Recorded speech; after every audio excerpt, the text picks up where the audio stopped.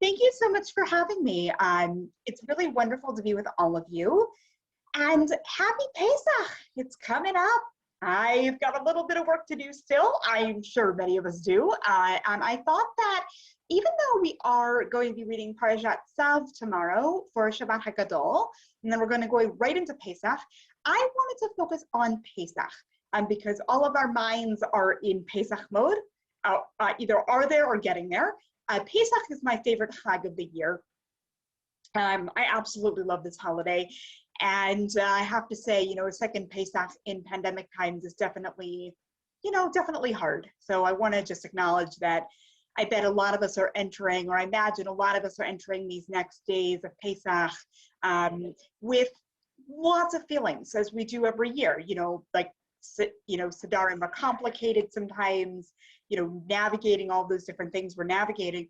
And all the more so this year with the reality of COVID still being very much with us, although Baruch Hashem, more and more of us are vaccinated, and may that continue, and may more and more people get access to vaccines. And Julie, I actually am going to ask you to withdraw co-host because my screen reader, my program that I use to read the screen, is giving me many notifications that are— No problem, will do. Wonderful, thank you. Wonderful. So we are going to be looking at a couple of Mishnayot from the 10th parak of Masechet Pesachim in the Mishnah. Now, I want to just mention from the very get-go that Daf Yomi, which is the daily study of a page of Talmud, actually completed Masechet Pesachim this week. And I think it's really quite amazing how coincidental, or maybe, some people would say that's not so coincidental, but in any event, Daf Yomi completed Masechet Pesachim on Monday with Pesachim 121. Now they're in the Shkalim, and My Jewish Learning, of course, has their incredible Daf Yomi email series. So the final parak of Masechet Pesachim is the 10th parak, and the 10th parak is really focusing on the Seder. And what's very interesting to me about that is that we learn so much about what the early Sidarim were like. And I've been thinking particularly a lot this year about what it must have felt like to have a Seder in the year 71 of the Common Era. I actually want to do a calendrical comparison and figure out what that is in our Jewish calendar. I meant to do that before today. I will look that up. But in the year 71 of the Common Era, that was the first year that the Pesach offering was not offered in the same way it had been because of the Churban, the destruction of the temple, which happened in 70 of the Common Era. And to back up a second, why am I using the words Common Era? We're talking about the Gregorian calendar, or we can think about that as a Christian calendar, which divides itself into BC and AD, before Christ, and Ad Domina, but after the death. So as Jews, that is not relevant to us religiously. We certainly don't mark our time based on the birth and death of Jesus of Nazareth. So in academic parlance, the designations of BC and AD are said instead, they're changed to being BCE before the Common Era, CE Common Era. So in the year 71 of the Common Era, the temple had been destroyed the year prior on Tisha B'Av, which we commemorate until this day as the saddest day of the year. And Pesach, so today is the 13th of Nisan. I keep getting my dates confused because in my mind we're already moving into Pesach because Shabbat is just before Pesach this year. But the Pesach offering would always be done on the 14th of Nisan, which is tomorrow, which of course is Shabbat. So everything gets moved around a little bit this year. And I keep thinking about, what it must have been like to live in the year 71, in the first year post-temple, figuring out what does it mean to celebrate this most important Chag when we don't actually have the central piece. We have Chag HaMatzot, which is mentioned in the Torah in the 12th chapter of Exodus, which we'll read Sunday morning. The idea of we don't eat matzah for 7 days. We don't eat chametz, we don't eat chametz for 7 days. We only eat matzah. Now, those of us who are living in the diaspora outside of the land of Israel, some of us have the tradition that has been longstanding to keep 8 days of Pesach, and that has to do with a question around when did the holiday actually start? even though we have had a fixed calendar since the 4th century of the Common Era, there was a conversation and a question about when do we know exactly when the 15th of Nisan is, if people in Yerushalayim, in Jerusalem, are figuring out when the moon is or sighting the moon, and then you have the messengers coming around to the diaspora communities and letting us know. But of course, with travel time, it took a little while for people to do that. So there was a lot of concern about not wanting to celebrate the Hag on the wrong day. So for those in the diaspora who do keep 8 days of the Chag, and not everybody in the diaspora keeps 8 days of the Chag, there are growing numbers of people who do not.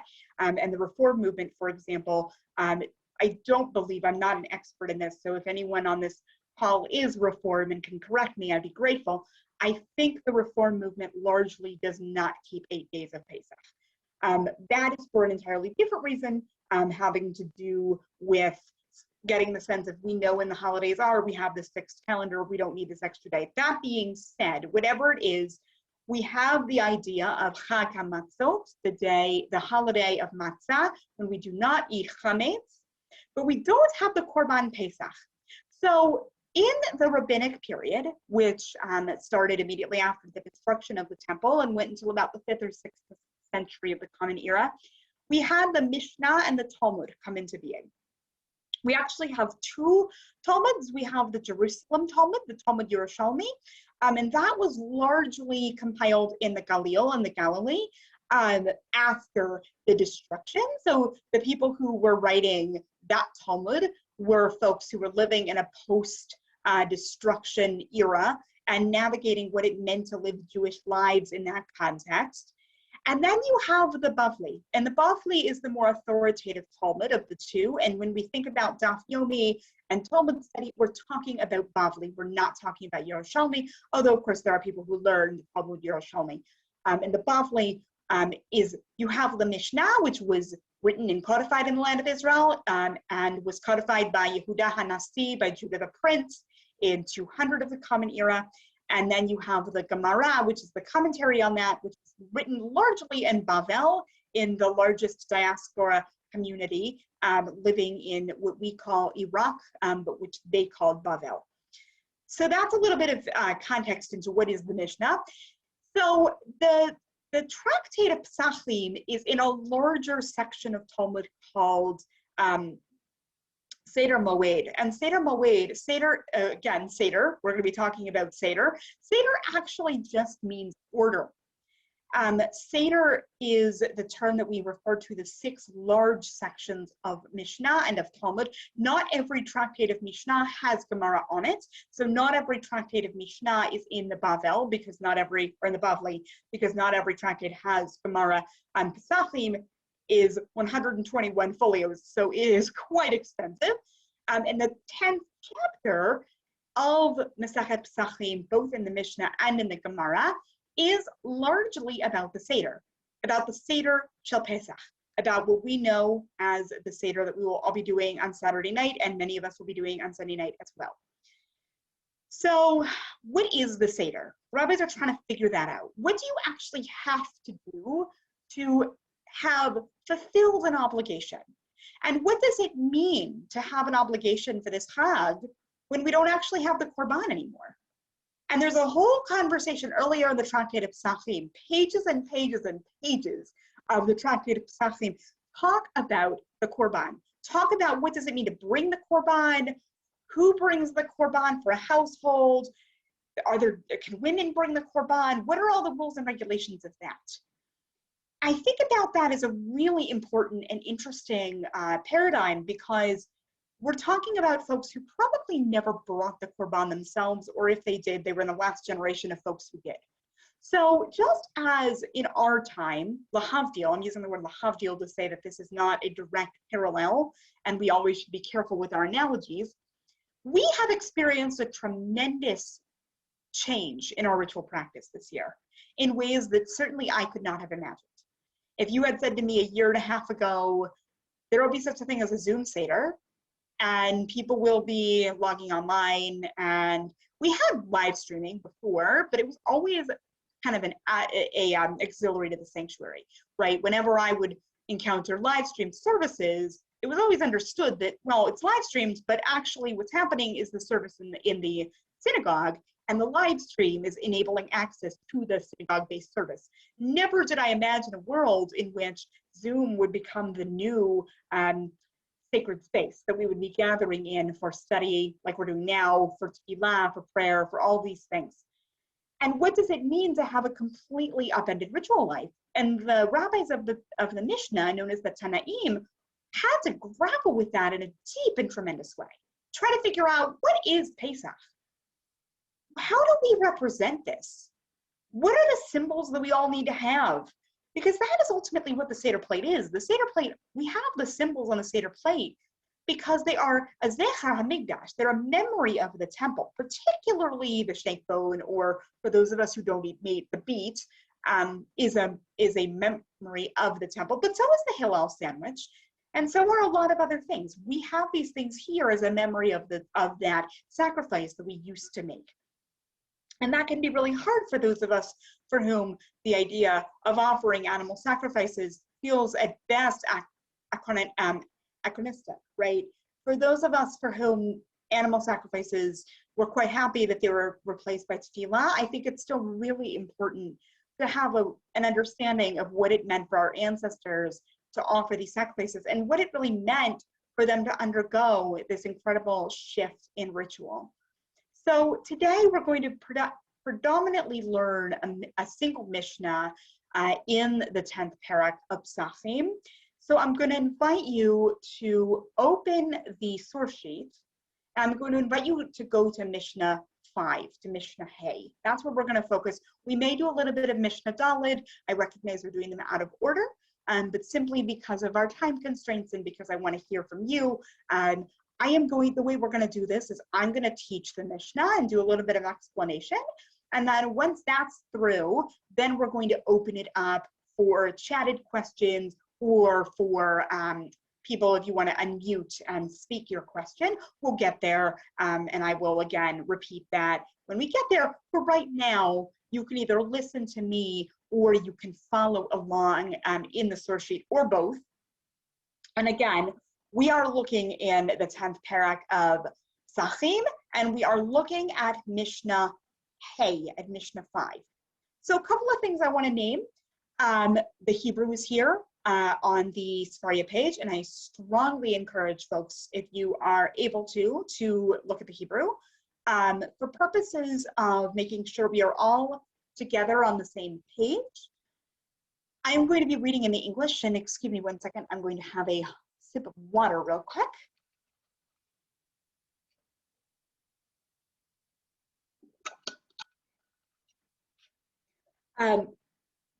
We are going to look at only the English, and because this is the Steinsaltz commentary, Edin Israel Steinsaltz, Zikrono Livracha, one of his incredible projects was translating the Talmud both into modern Hebrew, actually, as well as into English. So we are reading the English version of his Talmud translation. So because of that, there is a little bit of commentary woven into this Mishnah. I am going to go ahead and read that commentary as well, but just to name that that's there, and to name that translations are, in my view, by their nature, commentary, because when we make choices about the language we translate, we are making particular choices about meaning and values, even when that's not conscious. So that's another bit of a caveat with translation, but I think this is quite an excellent translation, and I'm going to go with it. And I'm going to stop in between different parts of the Mishnah and explain a little bit about what's going on. So we're going to start with Mishnah Mishnah 5. Rabban Gamliel would say, anyone who did not say these three matters on Passover has not fulfilled his obligation: the Paschal lamb, matzah, and bitter herbs.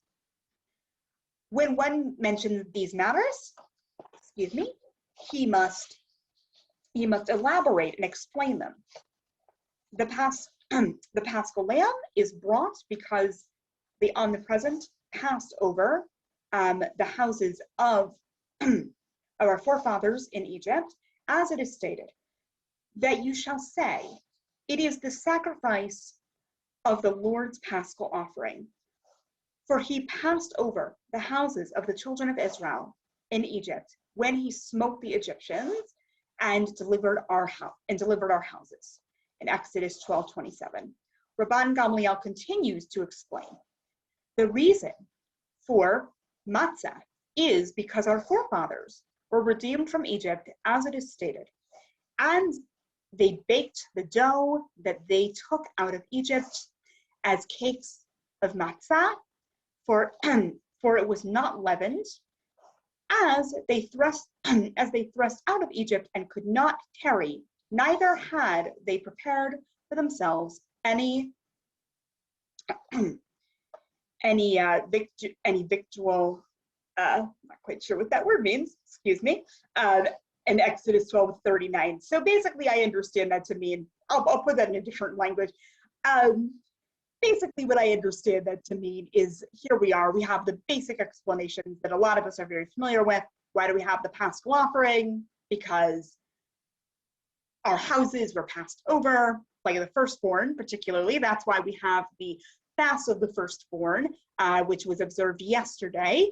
The reason for it's usually observed on the 14th of Nisan itself, but of course, because of Shabbat, and we don't fast on Fridays if we don't have to. There's like one example of that. That's the 10th of Tevet, totally separate conversation for another day. Generally, we don't fast on Fridays, and since we generally don't fast on Fridays, we move a fast up to Thursday, hence why the fast of the Chorot, fast of the firstborn, was yesterday.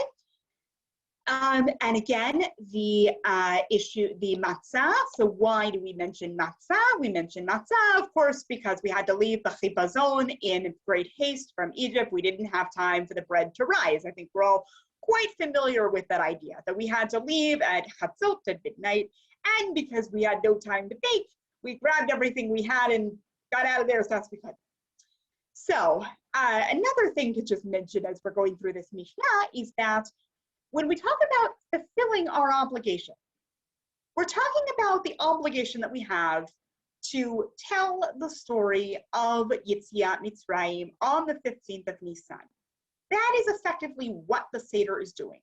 The Seder is helping us fulfill the mitzvah of telling and reenacting and remembering our exodus from Egypt, which is a commandment all over the place. Not only is it, we think about it with Pesach, but when if you make Kiddush tonight for Shabbat, you're going to say Zecher Yetziat Mitzrayim.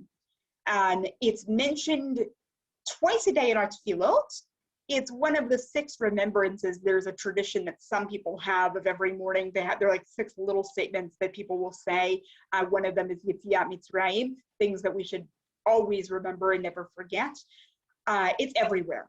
It's just, it is so omnipresent in Jewish imagination, the remembrance of this paradigmatic period in our history of Yetziat Mitzrayim. So Pesach is the ultimate of that, but we actually remember it at every single Chag, every time we make Kiddush, every time we daven, it's everywhere. So we have the matzah to remember the going out of Egypt.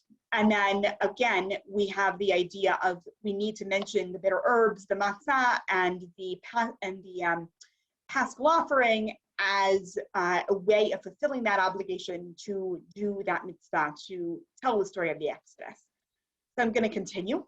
The reason for bitter herbs is because the Egyptians embittered our forefathers' lives in Egypt, as it is stated, and they embittered their lives with hard service in mortar and bricks, in all manner of service in the field. All the service that they made them serve was with rigor. And that was from Exodus 1:14. So again, we're reminded, and we hear this in the Magid portion of our Haggadah as well, that the reason that we have the bitter herbs is because the Egyptians embittered our ancestors' lives. And we're going to skip down a second. This is one of my most favorite parts of the Pesach story in the Pesach mitzvah. So in each and every generation, a person must view himself as though he personally left Egypt. As it is stated, And you shall tell your son on that day, saying, it is because of this which the Lord did for me when I came forth out of Egypt. Again, I would say tell your child of all genders, but again, I think it's really important to accurately read the text here. So this is obviously very male language. I would say that, in fact, and this is even said even in those traditional spaces, that women have an obligation in Seder, and that women are very much part of this. And I would, in our era, in our time, I think it's really important to say, we tell our children, we tell all of those of all genders about this. In each generation, each person must say, this which the Lord did for me, and not this which the Lord did for my forefathers.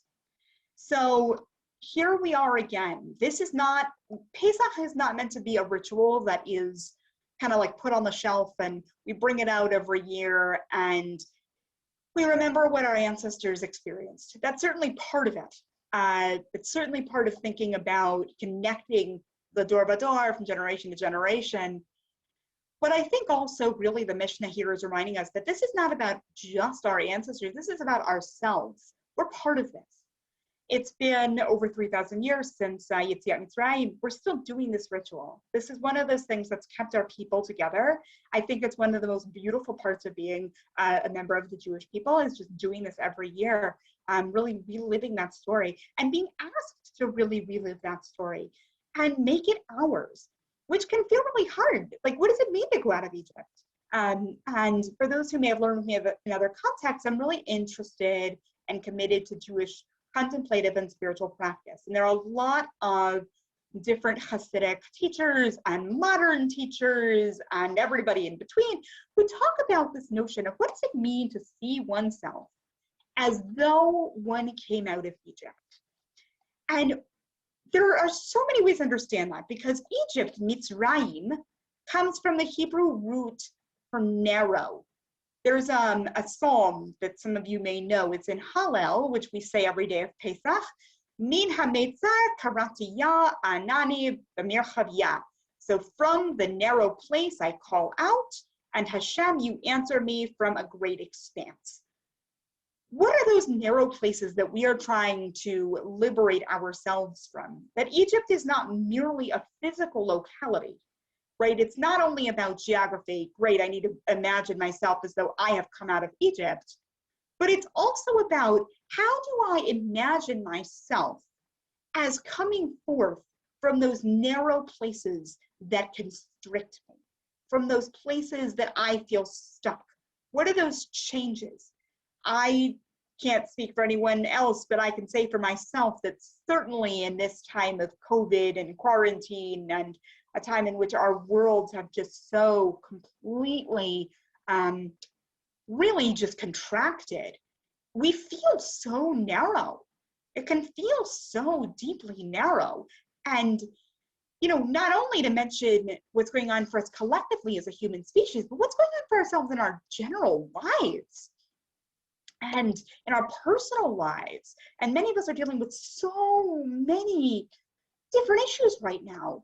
It can feel really hard and aspirational. It's like lovely to say, like, find yourself as though, experience yourself as though you yourself have left Egypt. That's great. How do we do that on Seder night?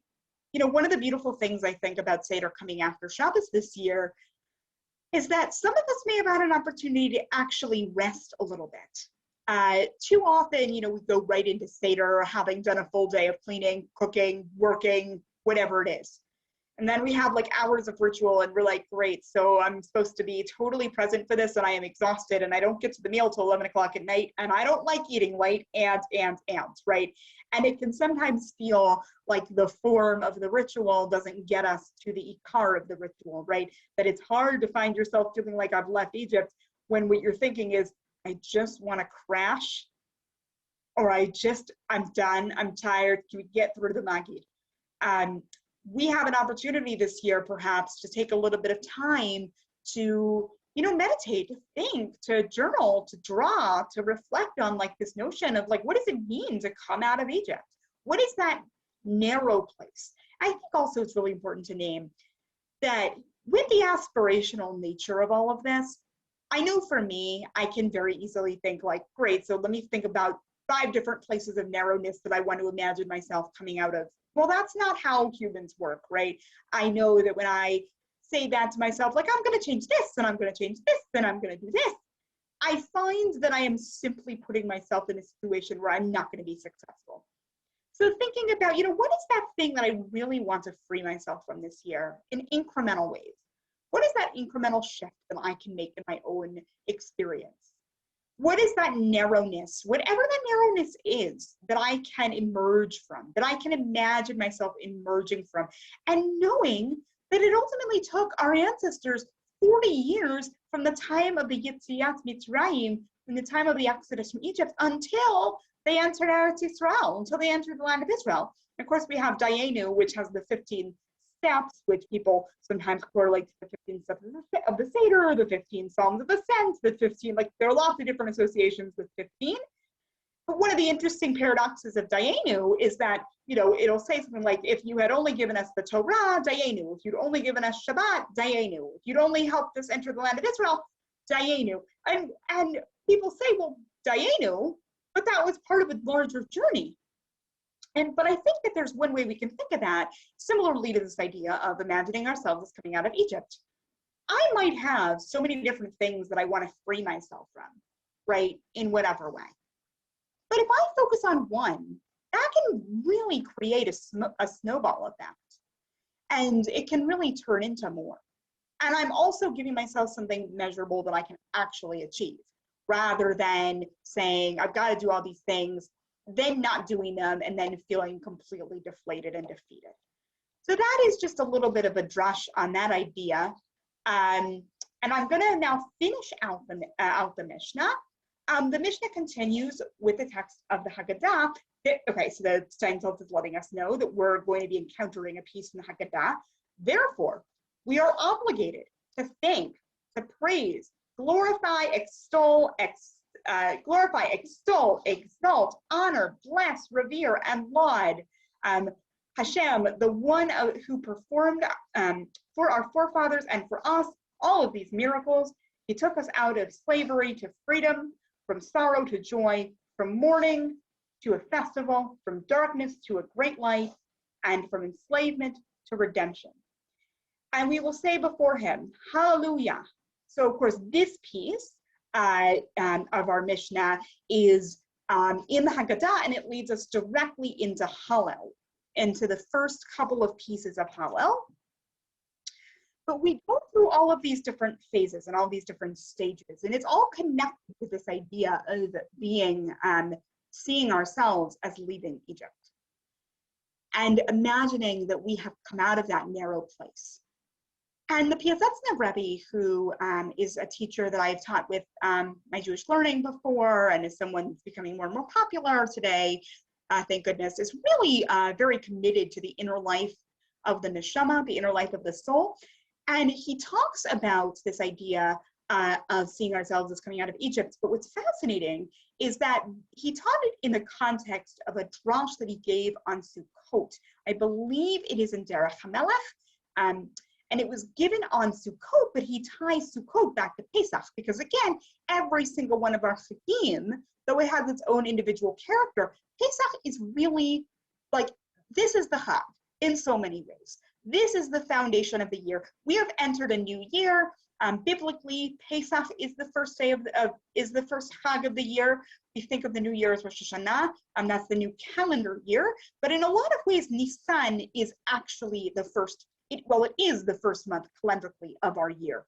So I've been saying to people recently, Shana Tova, because we are yet experiencing another new year. And so the Piasetzner Rebbe talks about the idea of really inhabiting the self, really getting to know oneself and imagine oneself as leaving Egypt. And not only doing that on Seder night, but always. But we cannot do that if we are not in real deep connection with the self. And I will say, from those of us who are in cultures, in Western cultures, and that's the only culture I can speak about most authentically because that's where I am, but for those of us who are coming from a Western cultural context, we don't do a great job of really dedicating the time to the cultivation of the individual soul, right? We are simultaneously a hyper individualist society where it's all about me and myself and what it is that I need to do, and we're seeing the ramifications of that in pandemic times in deep ways.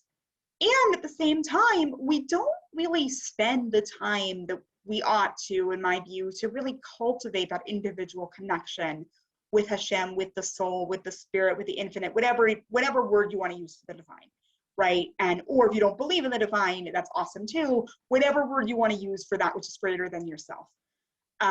We don't really tend to do that. And I think the Piazetzna is encouraging us to do that as part of our preparations for Pesach.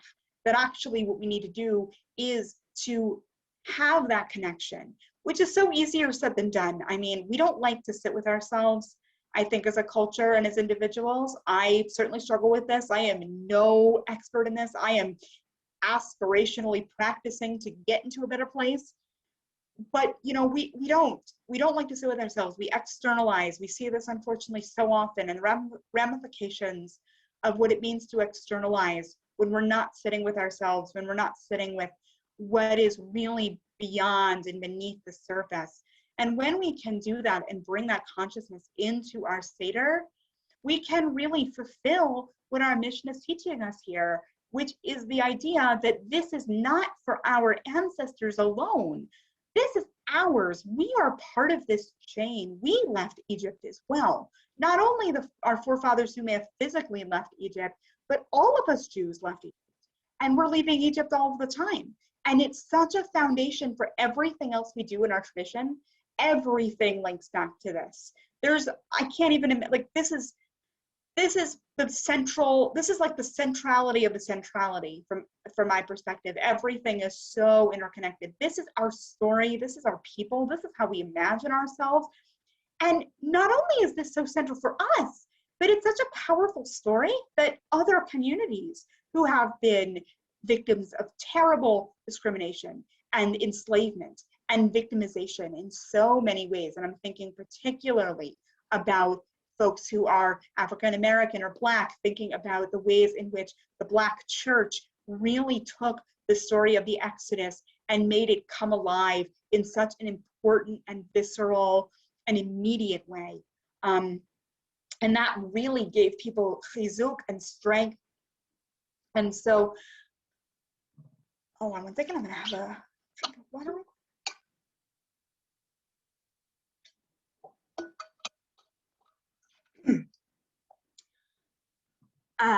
That really shows the power and profundity of this story and of our foundation and how we imagine ourselves in the world. So with that, I would love to open it up to anyone who has any thoughts or questions. There are two ways we can do this. Either you can chat or you can raise your Zoom hand and Julie will call on you. And if you put something in the chat, Julie will, with full discretion, read out some of the comments in the chat. Okay, so first of all, Aaron asked, what's the name of the Rebbe that you mentioned again? Excuse me. His name is the Piazetzna, P-I-A-S-E-Z-N-A. I actually taught a series for my Jewish learning back in June and July. I think it was June of 2020, right, Julie? Yeah, and actually I can put that playlist in the chat box, so if folks want to watch those classes. Oh yeah, if you have that available, that would be fantastic. I've taught a couple of different series on the Piazetzna, particularly his book Eish Kodesh. And so again, that's P-I-A-S-E-Z-N-A, and that is not his proper name, but that is how he is often known, and that's because the town in Poland that he spent a lot of his time in, where he had a rabbinic post, is called Piazetzna. So he is often known as the Piazetzna Rebbe. And Tanya had a question or comment. Okay, just really quick, I have a question and a comment. Redesigning the Seder plate. We talked about this in my Torah study this week, and the rabbi asked, what will we be adding to our Seder plates this year? Will we be making any additions? And I heard a real cool story about an African-American chef from the South, I'm from the South, Arkansas, who added a chicken bone, collard greens for the bitter herbs, and a sweet potato, and several regional things, from the South. I thought that was really cool. And my question is, the first time matzah is mentioned in the scripture that I know of is when Lot fed it to the angels. Is there a connection to the Pesach story, or was that just an occurrence? Thank you so much, Tanya, for your question and comment. I think it's really exciting what you shared about the traditions of adding to the Seder plate. I love the idea of potato and collard greens. I think that's fantastic, and chicken bone. So thank you for sharing that. I am not aware of a connection there between Lot and the Pesach story. I think that might just be an occurrence there, but if anyone knows more about that, I'm certainly happy to hear.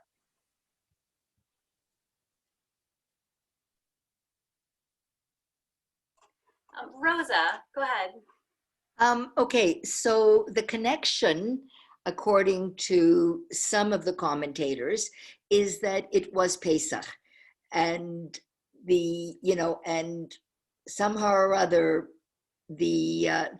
our forefathers, although Lot is certainly not one of our forefathers, but nevertheless, somehow or other, I guess Abraham knew and transmitted it to Lot, his nephew. As I said, I've heard that commentary. Thank you, Rosa. I appreciate that. Thank you so much.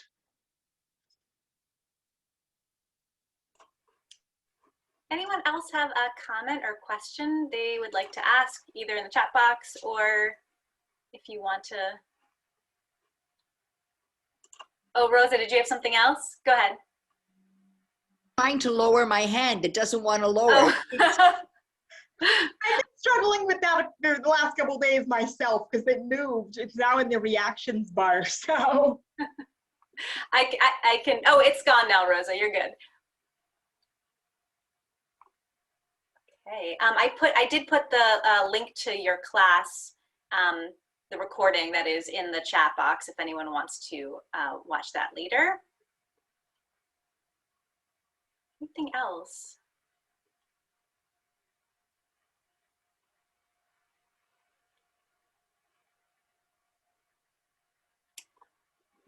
Well, if no one has a comment or question, I'll just mention that there was another class we had on the Haggadah, and this was with Noam Tzion, and his wife made a Seder plate, a coronavirus Seder plate, and it had on it, because he was saying, in some ways, he said that the grandchildren asked, how are we going to explain what we are going through right now to our grandkids? And he realized that that's kind of what the Seder plate is, symbols to remind us of the past. And so they created a Seder plate with, hand sanitizer and different symbols of this period. Oh, that's incredible. I'm going to have to take a look at that class. And Noam Tzion, I believe, wrote the Haggadah that my family will be using this year. So that's really exciting. Yeah, well, in our last minute or two, I'd love to, if anybody has any other comments, otherwise I'll just conclude. So before I do that, if anyone has anything else to add.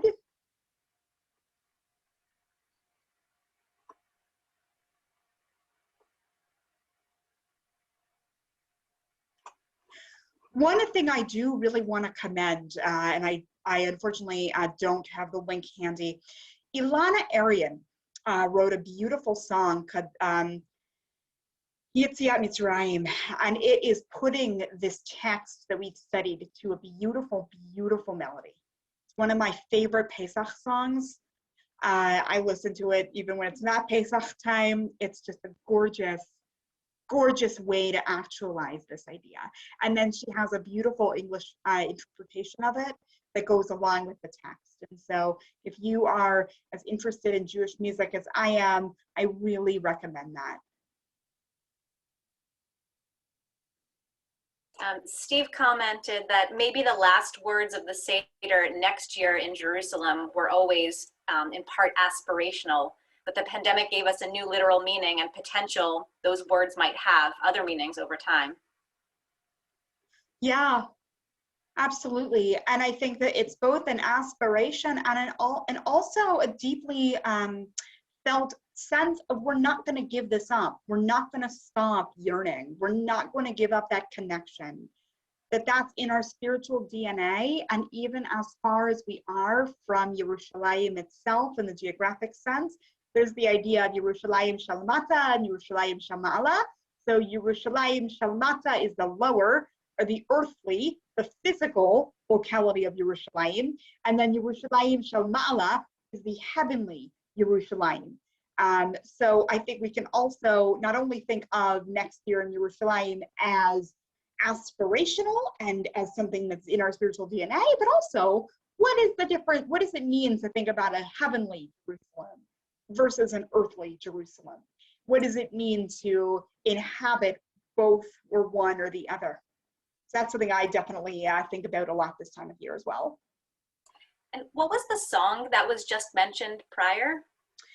I think it's called Yetziat Mitzrayim. It's by Ilana Arian. I think she spells her name with an E, Ilana Arian, and the last name is Arian. And there may be a version of it on YouTube with, blanking on his last name. His first name is Noah Aronson. I think she did something with Noah Aronson, but I may be totally misquoting that. It's an absolutely, absolutely beautiful song.